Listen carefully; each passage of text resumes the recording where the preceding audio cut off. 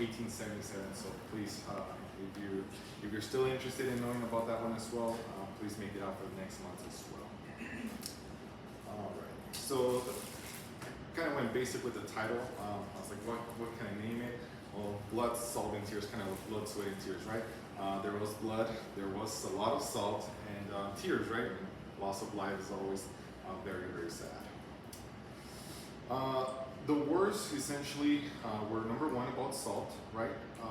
But also I found through my research, colonization had a lot to do with it in the terms of land use and also politics. All of those encompassing was basically the revolving theme for these salt wars. So since its discovery, salt has been highly sought after for their use, right? It was a highly sought after commodity. The many uses include food preservation, seasoning, mining, and even healing of wounds. So in terms of silver mining, it was very used. I was kind of like, well, how would you use salt? I mean, and throughout my research, salt was just essential for life, for preserving life, right? Especially, we need the element, the component, the chemical component in salt to survive.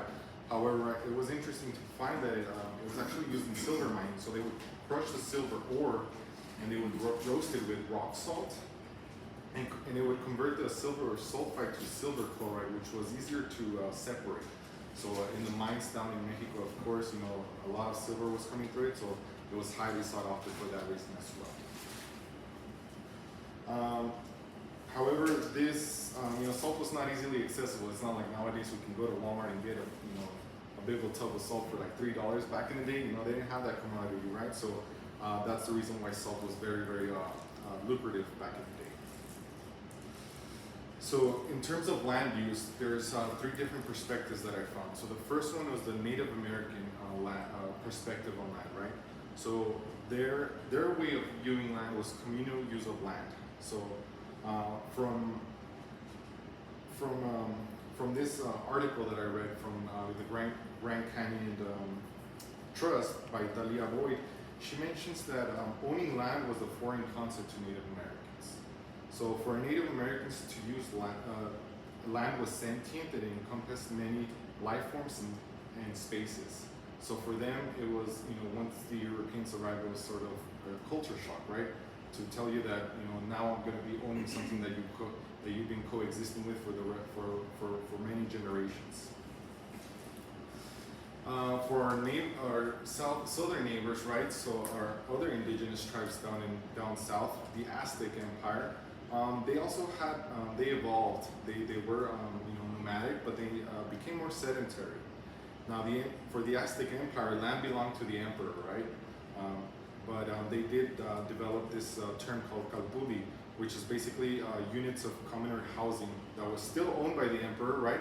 But people can basically focus on using the land together and use the crops that they would create for sort of tribute. Now the emperor still owned it, but there was still some sort of agency from the Aztecs themselves. Now the third and final point of view was the European perspective.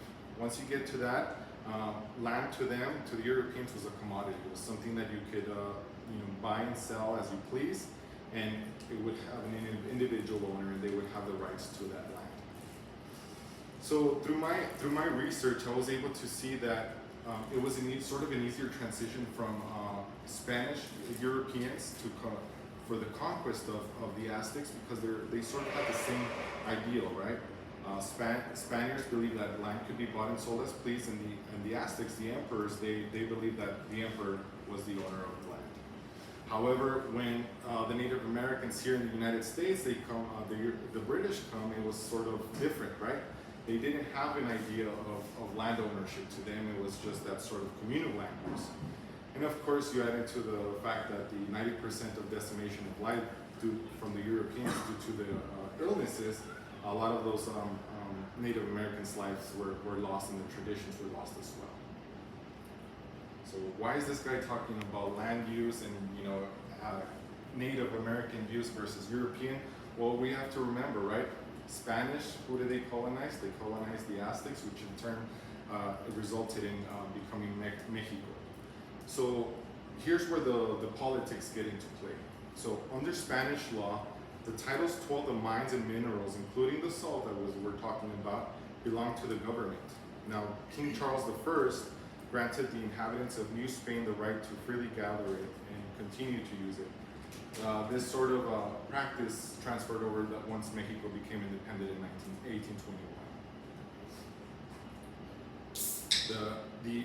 The opposition, when Texas became part of the United States in 1845, everything sort of changed, because up until that point, the side of Texas was still part of Mexico. Now, everything changed in 1845 when it changed to British common law, which basically stated that the title to the minerals belonged to the owner of the land, which they sat on. So you can already tell that there's going to be some conflict, right? And that is very important to note as well. So the year from 1845 to 1850, Texas included the eastern part of New Mexico under its territory. So the original, when Texas became independent, it was this small part right here. From 1845 to 1850, it included all of this territory right here. Up until that fight, this would have been part of Mexico as well, right? So people all across this area were mining salt, and it was sort of free to use. Everybody could just use it, right? Nobody was owning it because of those Spanish and Mexican laws where basically you could mine the salt for free. And then we get into the first McGoffin Salt War. So that's how it's directly related here. So the first part one is going to be dealing with James Wiley McGoffin, which is the father of Joseph McGoffin. So James Wiley McGoffin claimed ownership of the Salinas of Lake Lucero in 1852, and it was kind of a questionable certificate from 1850. So it gets a little complicated, and let me explain why. So, like I mentioned, 1845 to 1850, Texas included all of this area right here, right? Well, McGoffin had purchased this title from certain individuals that weren't really upfront with him. So the Compromise of 1850 was essential for the United States not to break out into full-on chaos, right? They wanted to make sure that states were accordingly making sure that who's going to be a slave state and who's not, and those provisions were instated. As a result, Texas basically surrendered its claims to parts of present-day New Mexico, Kansas, Colorado, and Wyoming. So all of this land right here that was once part of Texas, they had to let go of it. They didn't lose out too much on it. Texas was repaid by $10 million, but they did lose part of the land. So people who had already purchased stakes in those in that area, in those states, right, they were going crazy. They didn't know what to do. They were saying, so you're telling me that my land is no longer my land, and sort of that's what happened. So this is what the problem that that James Wiley McGoffin encountered. So he did purchase that stake in the Lake Lucero area in 1852, right? So this is the area where the first salt war would have been located. It's about a 66-mile trip from here, close at the base of White Sands National Park. So now that James Wiley is going to be privatizing the land, he's going to make sure that he taxes it, right? He wants to get paid accordingly to to make sure that he's getting paid for the people, the salineros as they were known, to get compensation for the salt. So he continued taxing the salineros from 1852 all the way to 1854. Obviously, he had a hard time collecting those taxes. Why? Because when you're so used to your traditions of your ways of just going and collecting salt, which is what you've been doing for generations, from one day to the next, people telling you have to pay now. Obviously you're going to put up a fight.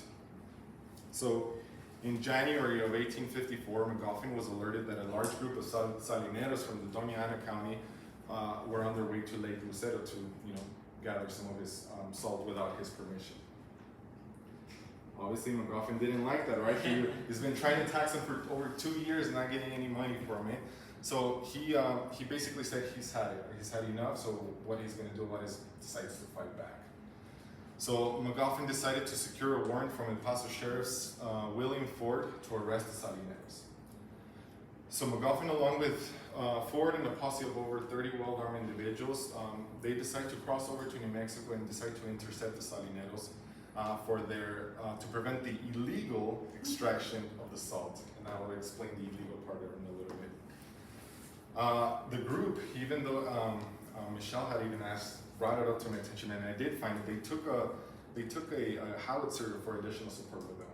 And I was kind of surprised by it, but in terms of numbers, it kind of made sense. You know, they were outnumbered, so they did decide to take that cannon with them.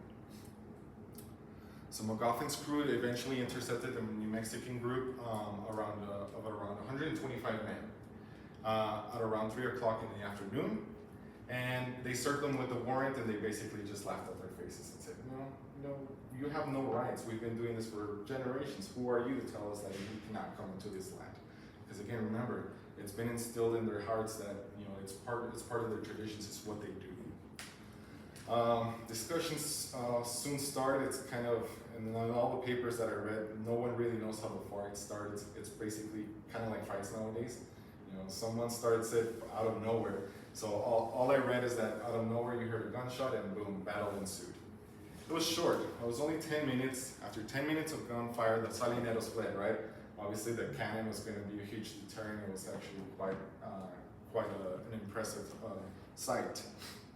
The Salineros did flee, and they left behind several dead and over 52 head of oxen with the carts full of salt. Now, James Wiley McGoffin decided he kind of took a different approach. So he took the 52 head of oxen with him back to El Paso, but decided to leave the carretas, or the carts full of salt there. And part of his, part of the way he mentioned it was saying that I'm going to leave it behind to sort of show the rest what's going to happen to them, right?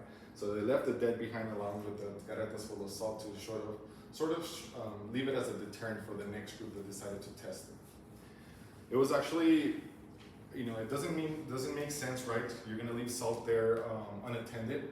However, when I was reading, it was that the 52 head of oxen was probably all the oxen that they had for the entire Doña County. It was a big outcry when he took them back to El Paso, because that's basically their livelihood. They're poor people that don't really have much to work with, and the oxen was basically their livelihood. So in March, 3 months later after the fight, in March of 1854, the governor of the territory of New Mexico issued an order prohibiting James Wiley McGoffin from working the salt licks and ordered a $2,000 reward for his apprehension. Now, it became a legal dispute where they served lots of warrants to the parties involved, and McGoffin's response was basically to surrender the animals, which is basically what the Salineros wanted, right? Of course, they would have liked to take him prisoner and let justice be justice, but what they were really interested was the oxen, because again, without the oxen, there goes your livelihood. You can't work anymore. So he took them back, and they paid a little bit of money in restitution, and they were able to sort of just let him scot-free. It was sort of like, all right, we both were in the wrong. We fought here and there, but here's your response. You give your oxen back. You can work now. I'll give you a little bit of money, and let's try to forget about it. Well, as a result of this event, the territorial legislature of New Mexico passed an act that nullified McGoffin's claim over the salt licks, and basically restated that the people of New Mexico had that common use of land for continuing of extracting the salt from the salt lakes, therefore free for generations to come. Now, that's where the story gets a little bit easier now to understand, right? McGoffin, he basically had a fictitious title, right? Because he acquired it in 1852. By that time, Texas had no control over that part of New Mexico. So he was basically collecting taxes under a fictitious title. So that's why I said, illegal collection of salt, because first of all, he never had the right to that land itself. And that concludes the first part of the Salt Wars. The second part of the Salt Wars is just as interesting and messy. It's kind of like a soap opera telenovela sort of deal. And it also does involve Joseph McGoffin, which is James Wiley McGoffin's son. That's one more final thing that I did, bringing it back to the native use of land.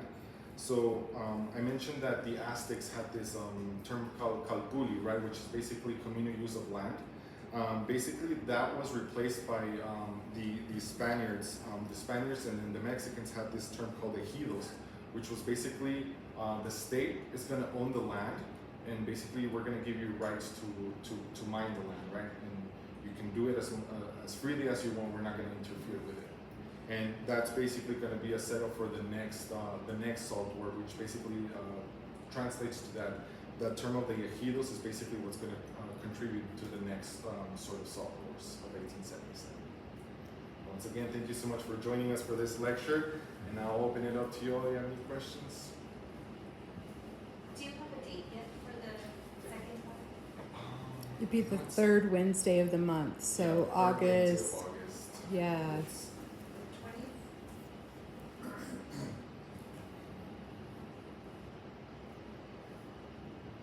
21st. 21st.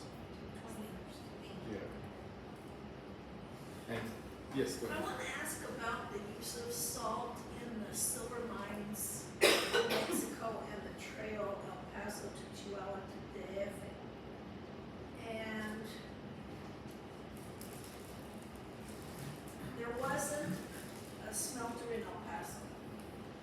I didn't research on that. The only thing I did research was that caught my eye was the use of salt in mining. Yeah, you Yeah. talked about the silver. Yeah, silver that's a chloride, s- that's kind of where I'm coming at it from. Yeah. But it, you know, the Chihuahua Trail and Susan Shelby McGoffin and her husband, you know, going up and down from Santa Fe to DF.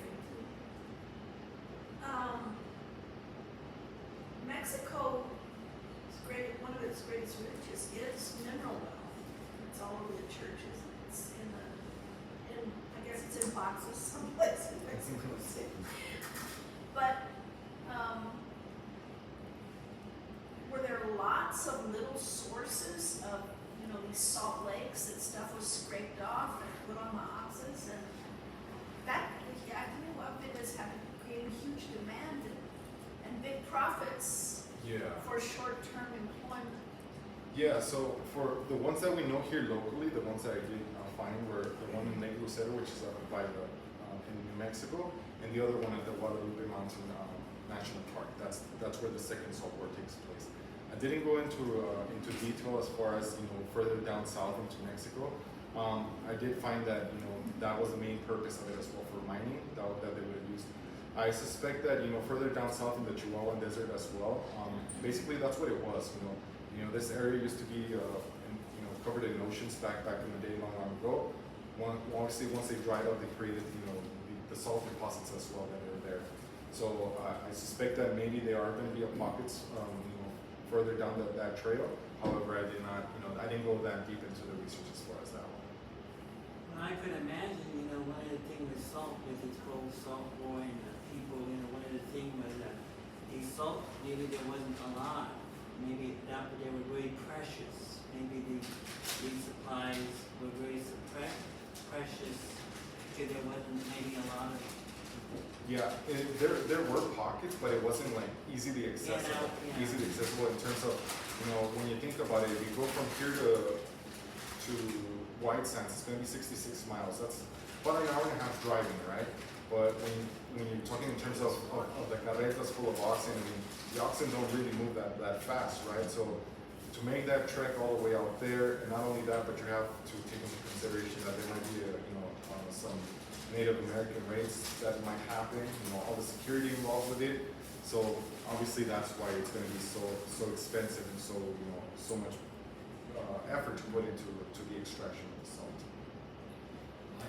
This is so interesting, and going off of kind of what Eva was saying, because yeah, I'd always heard in the beginning in salt wars or like people using salt, but then when mining comes into play, and I found that out years later, and so that salt was probably being shipped down there. But I mean, the evidence seems to be, 125 men, 52 oxen, right? They were pulling a lot of salt out of there. It probably wasn't just to salt their food, So that some of it might have been being shipped, that it was really lucrative, right? And so you would ship it down to the mines in Mexico and make some money off of it.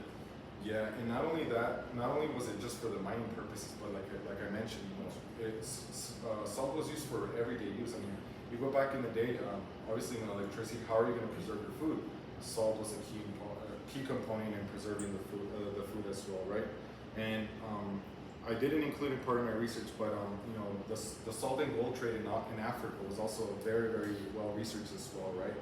So certain parts of West Africa were very rich in gold mines, and the other parts were in salt mines. So they basically traded salt between each other like they were interchangeable commodities. One of the key aspects of the desert over there in Sahara is really hot, right?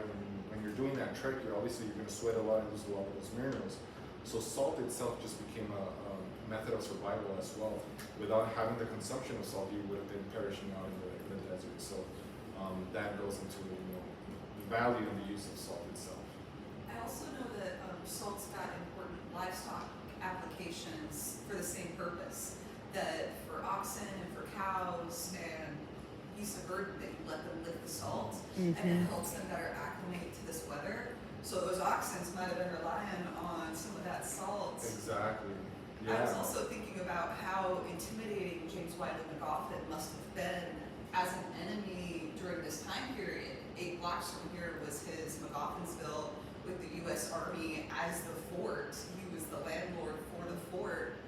And this use of the salt is also making him seem a lot more like sort of a pre-industrial capitalist, sort of taking advantage of renting to the army and these cultural resources available and trying to find ways to exploit them for financial gain, kind of in any way he could. And it's interesting to see how his son didn't do that so much in the same way. He did it very much in like an industrial sense. And I'm interested in how the two wars are probably different in the same way, but I'm like making an assumption there. No, you're totally right. You know, I mean, from the short time that I've been here, I noticed that, you know, James Wiley McGoffin was a businessman, right? So anywhere there was a chance to make money, he was there, and obviously it was well represented into his dealings in the First Salt War. Once you looking forward into next lecture, Joseph isn't really involved to the same capacities he is. He is not invested in it for the actual production or consumption of the salt, whereas his father was. So Joseph's is going to be more legal involvement than his. Plus something to loan credence to what you were asking about the industrial uses of the salt. James Wiley probably would have been very aware of that because he actually kind of gains his initial fortune with this wild circle of trade in the Gulf of Mexico. But the start of it was purchasing silver in Matamoros and taking and trading that in New Orleans for cotton gin parts and taking that to Galveston and trading that for cotton and taking that cotton back to Matamoros. And again, starting the whole process all over again, silver. So having dealt with the silver mining processes in Matamoros, he may have very well have had some knowledge about salt use in that. Do you know where he got the howitzer? The three articles I read is just that they brought it over with them. I couldn't find much on as far as where they did it. I wonder He if had his it in army his rented garage. Yeah, I was gonna say maybe he borrowed it. Yeah. Down the block, maybe it's like, hey, you know, can one of those go missing for a couple of days? And it's interesting to think about like all the oxen